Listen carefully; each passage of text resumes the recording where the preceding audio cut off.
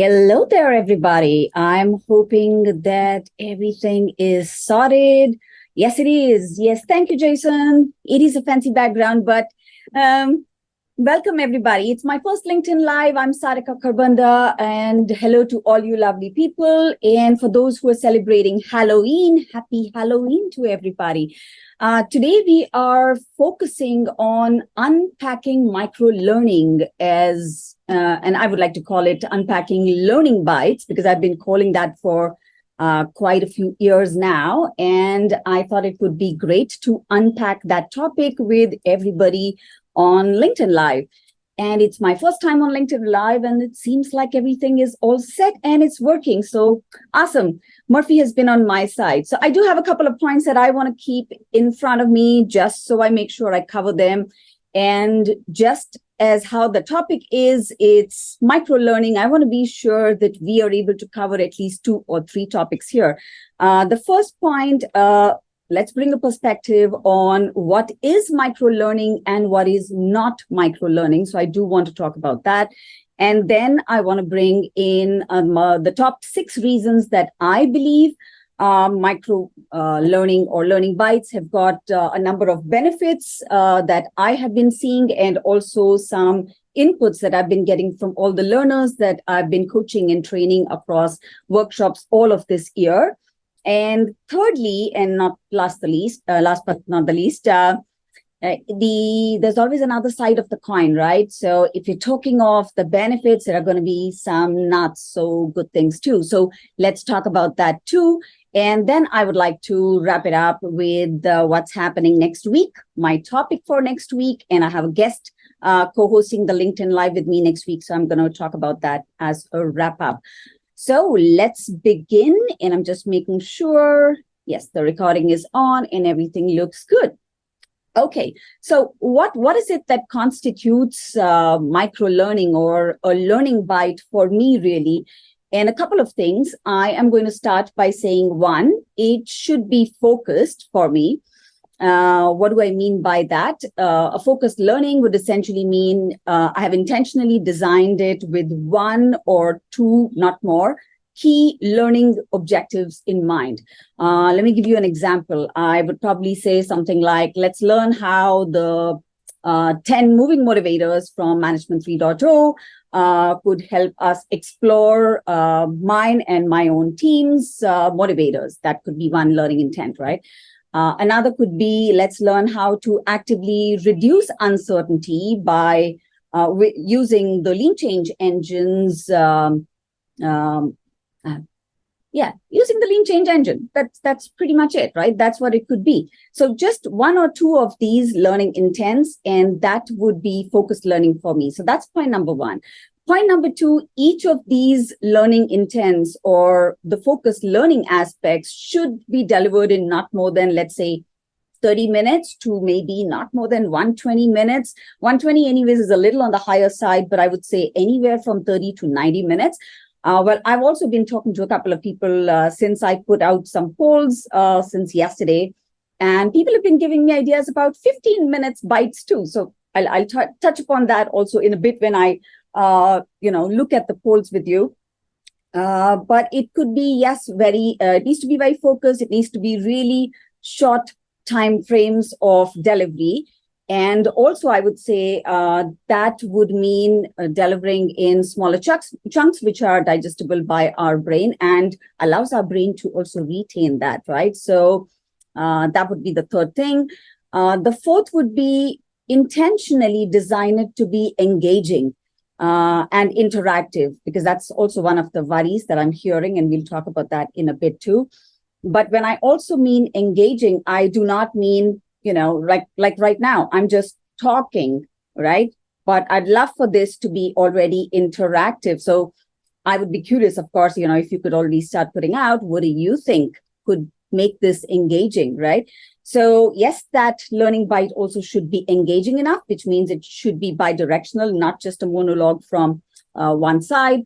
And I think a very important point for us as, let's say, content designers of that learning bite would be, I'm intentionally designing that bite to be in all these, with all these components, right? I want to make sure that I can deliver that learning intent with that precision, with that, within that time frame. And I'm intentionally designing it for you to absorb just that much content in 30 minutes or 45 minutes or 60 minutes and not more, because otherwise it will lead to content overload, which is kind of the flip or the flipped intent of a learning bite, which is not what it's supposed to be. Another thing would be, it's not necessary that you want to do this only over one format. You could pretty much use a number of formats, right? The way we have today, we've got you could do interactive videos, you could do interactive quizzes, polls, infographics, a lot of stuff, even articles, right? But as long as all of these are interactive, action-driven workshops, like what I do also a lot more frequently now, I would say if all of these components together can be taken into consideration, that for me would form a really good learning bite or a micro learning. And maybe last but not the least, I would say a learning bite may or may not be part of really an overarching program, because sometimes just for an example, going back to what I just said earlier, let's take the example of how do I actively reduce uncertainty? That's just going to talk about how can I use a tool like a lean change engine to do this? But what about the rest of lean change, right? I want you to also look at the 5 universals of change. I want you to look at other aspects. I also want you to understand, the moving motivators, but I want people as change agents to reflect or introspect and see how can we do that. So I would say then that would form a piece, or a micro learning would be just one part of an overarching program. So maybe you have 10 or 15 micro modules or micro learning pieces in that program, and that then allows you to form the whole program. But I'm curious, and now I'm just wondering, how do I check out? What's happening, if there are any comments or anything that's really happening here, and I'm just getting into this. Perfect. Yep. Great. Okay, so if any questions keep popping by, please start to put them in comments. Now that I've kind of figured this out already. Sometimes just for an example, going back to what I just said earlier, let's. Okay. I don't think I should. I don't think I should go back to that. Just going to talk. Sorry, looks like I was hearing myself because I went to the screen as a participant. Okay, that's my learning from LinkedIn Live today. I know what not to do. Okay, so what is not classified as micro learning? And I think that's really simple. The first and foremost thing that I would say is, let's not give learners a lot of content overload. That's definitely not a micro learning or a learning bite that I would look at. Essentially because, you're going away from the intent of it, because you are intentionally designing it to be a small snippet of learning. So doing a lot of content overload, is just so counterintuitive then. Goes away from what we want as value add. Second, I would say it's not a one and done thing. So I would say if you're just giving a learning bite and getting people to go away, maybe that happens if it's like a 15-minute micro bite or something, micro learning bite. But I would think if these are 60 to 90-minute sessions, people do want some engagement after that. And I generally ask people about it. What would you like after this, right? So how can I keep learners engaged even after that learning bite is over? Maybe, recurring. And I'm not asking us to spam people with that, but it's continued learning after that. So it's not a one and done thing. Let's keep continued engagement. So that's point number 2 for me. And I would say point number 3 is that not everything can be designed as a micro learning bite. Why do I say that? Because I think it's the nature of the subject. If I'm being asked to do, let's say, a training on, I don't know, and I'm not an expert in surgery, but just as an example, I don't think I can do that in 15 minutes and call it a learning bite. I'm not sure how much of the surgical process will I really bring in a learning bite. So things like those, right? So we need to be intentional about what can and cannot be a learning bite, and then design accordingly. So that would be at least 3 things that I come up with. That does not classify as a micro learning bite, at least for me, but I'm happy to, learn more and see what's coming out of other people's experiences. So a couple of benefits that I've been seeing and also hearing from my own network and the learners who I work, who I train and coach. So a number of things that are coming up as benefits. Point number one, yes, these are just perfect for our brain to absorb and retain as content. That's one. Point number two, time is a constraint for most people. And very recently just did a workshop, and the first feedback I got from people is, it was perfect. I could take out just 60 to 90 minutes in the day, and that was just enough because I have a busy schedule. And these are executives coming back to me with that feedback. So yes, time is a constraint, and learning bites are just enough, just in enough time bound, so that, they can get a good balance of what a learning content should be and what the time there needs to be. Number three, I would say flexibility is something else that I'm seeing very much from learners, because it is allowing them, and I say that specifically from my context, because it allows me to, first of all, put my own learning bites in different time zones. And then people are like, oh, if I can't make it to that time zone, I can definitely make it to the other one. So that's really cool. And that gives them a lot of flexibility as a learner, so they can pick up whatever time zone works for them and learn the learning bite that they are keen on. That's number three. Number four, I would say, would be, people can apply and learn, or experiment and learn, as we might call it, because it gives people time to, let's grab that learning bite, let's learn from it, let's try it out in our context. How does it work? And that's why I come to the point of continuous engagement, because, hey, if you've tried it, I'd love to know your story. Did it work for you? Did it not work for you? What were your learnings, right? So experiment with it, learn from it. And that takes me to number five. It addresses the issue also of short time spans. That is pretty common today. So yeah, you don't have to sit in full day workshops, but you can just come into a workshop, do this for, let's say, 30 to 60 minutes, and then step out, which is good enough for short time spans.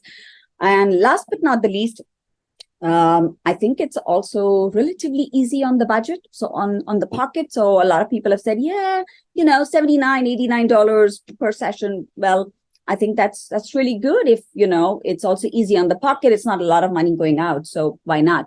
So that definitely helps. We have run a few polls, and I do want to see if I can share my screen right now, and hopefully you can all see that. I'd love to share my screen.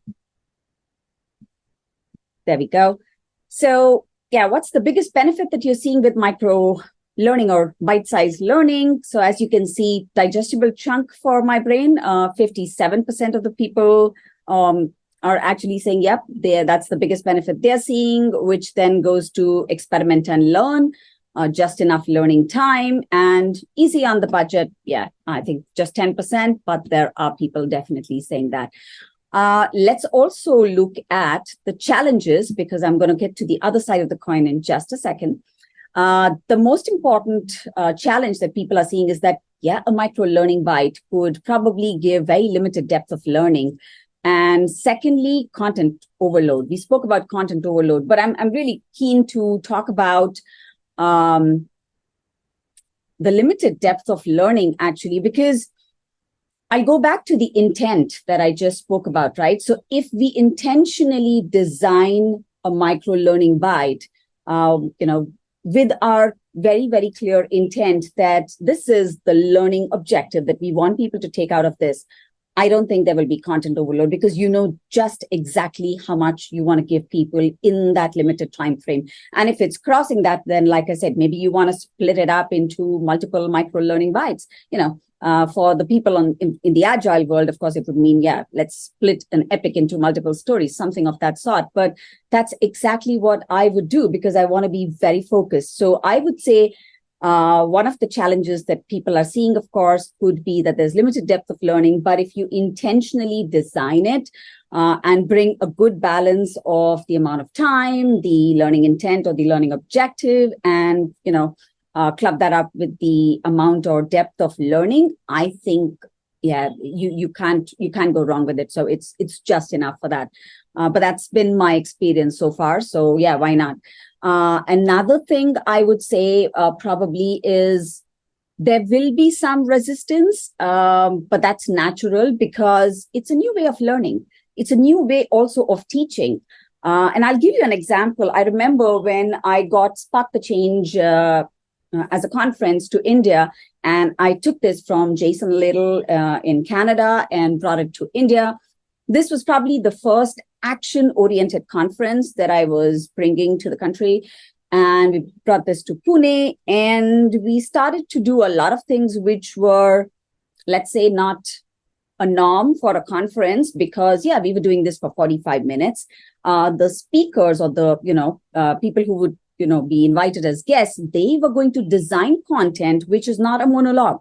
They had to do this with a very interactive intent, and you can't speak more than 30 minutes. And the rest of the 15 minutes, however, so we give them 45 minutes and they design that session in such a way that there is 1 or 2 actionable takeaways. Now, that's exactly the same thing we are saying, do that online through a micro-learning bite. It is going to be a change for both the learner and for the trainer. And I think it's awesome because we're all going to inspect, adapt, and adjust. And it takes a while. We just used to a very, 1 day, 2 day workshop, and that works. But yeah, scientifically, I think our brains can only absorb as much. So maybe tweaking our own approaches as trainers or facilitators, and also as learners, let's try a new approach out. I'm not saying it's the best and it works for everything, but I think it's worth experimenting. And I've been doing this for the past 1 year, and it's doing well so far. I've been getting feedback and I've been inspecting and adapting. So that could be something I would say, look at that as a positive thing and see how we can inspect and adapt going forward. So I am not sure if I'm going to be able to see the questions, and I don't know how to do that. I'm just checking this out because a minute ago when I did that, I could hear myself. So hang on.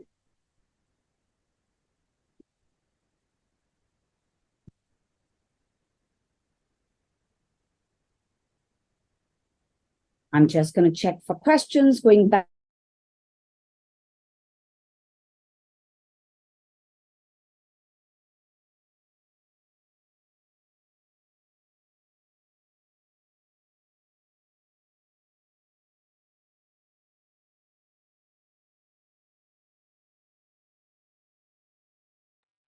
I see a question. So what if some of the participants said about the microlearning? Yes, fantastic. Thank you. And that was also a reminder. So most of what I shared in my top 6 reasons is what people have said for sure.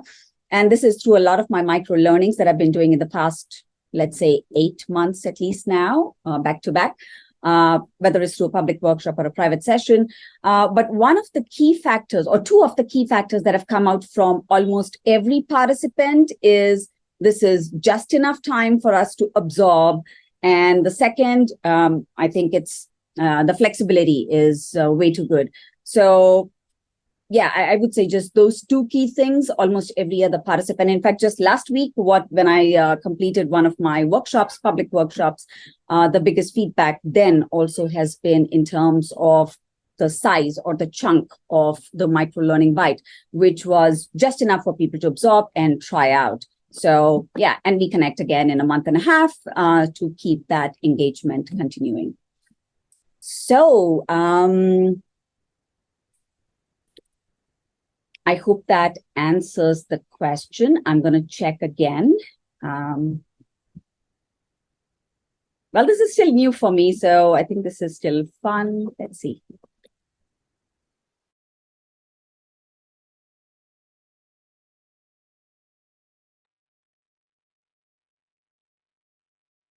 Okay, so it doesn't look like there are any more questions, but in case I've missed something, of course, I will write back in the comments, etc. Let me start to wrap up this. So as a wrap up, I am sure, I would be continuing a lot of my micro-learning bites going forward because I do see a lot of benefits coming out of that, at least from the learners that I'm hearing, because it is of a good digestible chunk or of learning. But in addition, I would say, I think from a facilitator and a trainer point of view, it is important to be intentional when designing such a learning bite, because you can only get that feedback from the learner that this was just good enough content or just enough for me to take away and try and experiment, only if we've designed it well. So I think it's important to bring that balance between all of this. So, yep, design it with the right learning objectives, keeping in mind the amount of time needs to be not too long. At any point, max it out to 120 minutes, which is like a little too far, but I would say, yeah, 90 to 105 would be good enough, max. And I definitely want to experiment if I can do things for as small as 15 minutes, which somebody on one of the chats has actually nicely triggered for me. And what else? Yeah, I would think that's pretty much how I would like to wrap up this whole topic about micro learning. And then, as I promised, I do want to share what's coming up next week in my LinkedIn Live. And I'm hoping to bring in a colleague and a guest on the show. And that's going to be another new thing we're going to try. And my colleague is Rogorel. I work with her in the Lean Change community. We are both trainers in that space. And we are going to unpack a little more specifically on Lean Change learning bites, because we've been creating that in that space, a number of learning bites that have been there. So we're both going to be talking around a couple of learning bites. So if you definitely, I insist that you definitely want to be there to join us in that learning bite. In that learning bite session about a learning bite, if I can say that, and hopefully that's okay, Ro. I hope to see you next Tuesday. It's at a slightly different time, but stay tuned on that on my profile. It'll show up in the events, hopefully sometime today. And I look forward to see you all there. And once again, for everybody who's been here to cheer my first LinkedIn Live, thank you very much. And happy Halloween to all those who are celebrating today. And I will see you next week, if not earlier. Bye for now.